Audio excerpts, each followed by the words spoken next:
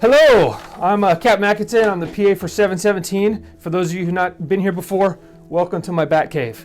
Okay, this is the clinic, place that a lot of us try to avoid.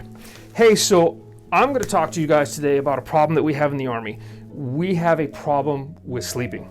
I personally don't get the best sleep in the world. I know a lot of people don't get the best sleep in the world. That's a common problem. We just got to figure out how we can deal with it. We have something that we can do. It's called sleep hygiene, which basically means clean sleep and how we can do that. So basically, why is this important? Sleep is how our brains and our brawn recover from the stress of the day and prepare for tomorrow. And lots of us just get poor, non-restorative sleep. When we're tired, we make mistakes that we wouldn't normally. We're tardy for work, maybe a car accident, you miss tasks, you get short-tempered with people. Hey, the good news, we mostly do this to ourselves, meaning we can undo it.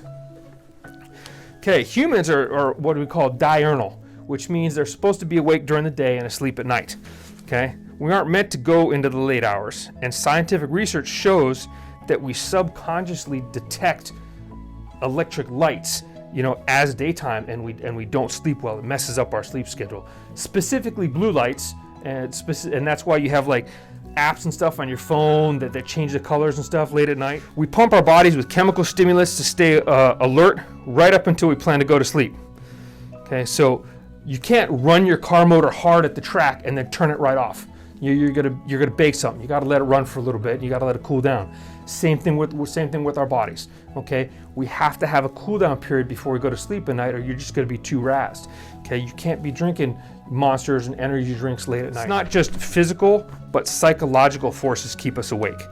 Okay, a lot of people have issues. Their mind racing all night long. Oh my goodness, I got to do this. I got to do that. One thing that's really very helpful is having a pen and paper at your bedside. Hey, so let's talk about pen and paper.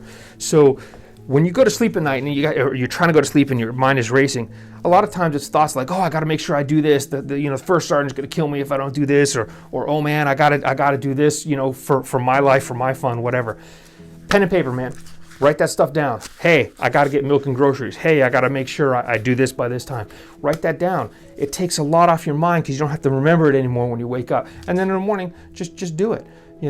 I prefer not to put it in your digital brain, okay? Because you really shouldn't be using these late at night. You should be putting these aside, and an hour or so before you go to bed, you shouldn't even do this.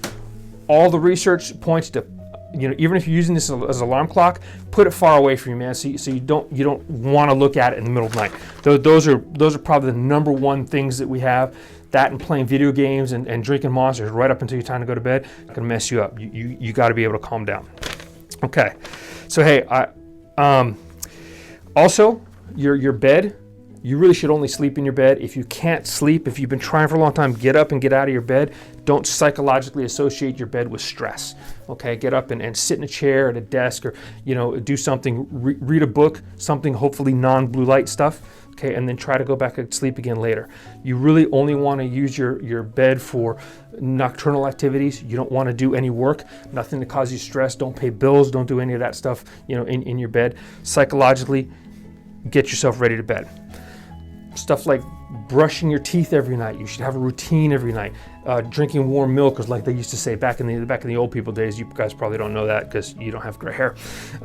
But brushing your teeth every night teaches yourself, okay, I'm ready to go to bed. You should have just a nice calming thing if you can do it every night. I understand it's very hard in the barracks. I understand you often don't have your own room and you have to do everything in your bed. I'm sorry, we just got to do the best we can. Okay, as much as you can make it dark and quiet is the best thing for you. Okay, don't eat big meals before you go to sleep. Little meal is good. Okay, don't eat big meals. Okay, because your research shows that you got too much blood flow going on, you got too much activity in your innards, you can't sleep well. Okay, hey, so exercise. Okay, you need to get regular exercise because that helps your body go to sleep. Weightlifters know, you heal and grow muscle when you're sleeping, so you have to get good sleep. Okay. Try not to nap during the day if you're not sleeping good at night. If you're sleeping good at night, by all means, but if you're not sleeping good at night, don't nap during the day. You gotta stay up so that you can sleep at night, because if you nap during the day, that's one more thing that, hey, your body doesn't need any more sleep initially, and so it doesn't, and so it causes you problems. Okay? Let's see. Please understand that trying to do these things will briefly make it worse maybe, okay? But if you keep up with it, it'll make it better in the long run, okay? Change is often difficult in the very beginning, but hopefully it's better in the long run. Hey, so if you tried all these things and you've give it an honest shot, you've tried to go to sleep at the same time every night, you try to wake up at the same time every night, within as much as you can on your schedule. I know schedules trump everything, okay? But if you've done that as much as you can, come and see us at the Great Places Aviation Clinic, okay? And we can help you, okay? There are some stuff we can do even for people on flight status. There's things we can give you, things we can help you with, okay? Really honestly, I hope not to see any of you guys, because if you come to see me, it means you're in a bad way in some sort. But other than that, we'll try to help you out when you come see us, okay? All right, take care.